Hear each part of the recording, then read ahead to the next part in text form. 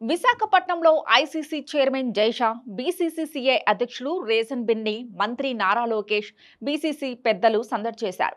ఆదివారం విశాఖలోని ACA, VDCA స్టేడియంలో Delhi Capitals, Sunrisers Hyderabad మధ్య జరిగిన ఐపీఎల్ మ్యాచ్ను వీక్షించారు. అంతకుముందు విశాఖపట్నంలో ఆంధ్ర క్రికెట్ సంఘం ఏసీఏ ఆధ్వర్యంలో క్రికెట్ స్టేడియం అభివృద్ధి పనులకు శ్రీకారం చుట్టారు.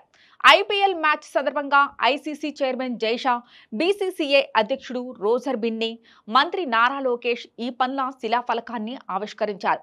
దాదాపు 35 కోట్లతో స్టేడియాన్ని అధునాకరించారు. విశాఖలోని ఏసీఏ, వీడీసీఏ స్టేడియంలో అభివృద్ధి పనులు వేగంగా జరుగుతున్నాయి. ఐపీఎల్ మ్యాచ్ల వల్ల పనుల్లో ఆలస్యం జరిగిందని, త్వరలోనే పూర్తి చేస్తామని ఏసీఏ అధ్యక్షుడు కేశినేని శివనాథ్ చెప్పారు. భవిష్యత్తులో మరిన్ని మ్యాచ్లు నిర్వహించడానికి ప్రణాళికలు సిద్ధం చేస్తున్నామని ఆయన తెలిపారు. మ్యాచ్ అనంతరం మంత్రి లోకేష్, జైషా, రోజర్ బిన్ని కలిసి ఫుడ్ కోర్ట్లో సరదాగా గడిపారు. ఐపీఎల్ మ్యాచ్ ముగిసిన తర్వాత మంత్రి Lokesh, ICC chairman Jay Shah, BCCI అధ్యక్షుడు రోజర్ బిన్ని దగ్గరలోని ఫుడ్ కోర్టుకు వెళ్లారు. జైషా నగరంలో స్ట్రీట్ ఫుడ్ తినాలని కోరుకున్నారట.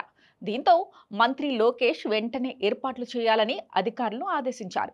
స్వయంగా ఫుడ్ కోర్టుకు వెళ్దామని లోకేష్ చెప్పడంతో అధికారులు బీచ్ రోడ్లలోని రిసార్ట్లను ఎంపిక చేశారు. కానీ దగ్గరలో ఏదైనా ఉందా అని మంత్రి అడగడంతో స్టేడియం ఎదురుగా ఏఎఫ్సి ఫుడ్ కోర్టు ఉందని చెప్పారు. వెంటనే వారంతా అక్కడికి వెళ్లారు.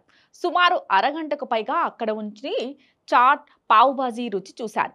టీ కూడా తాగారు. ఆ తర్వాత ఫుడ్ కోర్ట్ ఉద్యోగాలు, సిబ్బందితో కలిసి ఫోటోలు దిగారు. విశాఖపట్నం వచ్చిన మంత్రి నారా లోకేష్ ఆదివారం ఐపీఎల్ మ్యాచ్ చూశారు. ఆ తర్వాత రాత్రి 11 గంటలకు టీడీపీ కార్యాలయానికి వెళ్లారు. అక్కడ పార్టీ నాయకులు, కార్యకర్తలు ఆయనకు ఘన స్వాగతం పలికారు. ప్రజల నుంచి వినతులు స్వీకరించి కార్యాలయం ఆచరణలో ఏర్పాటు చేసిన బస్సులోనే రాత్రికి బస చేశారు.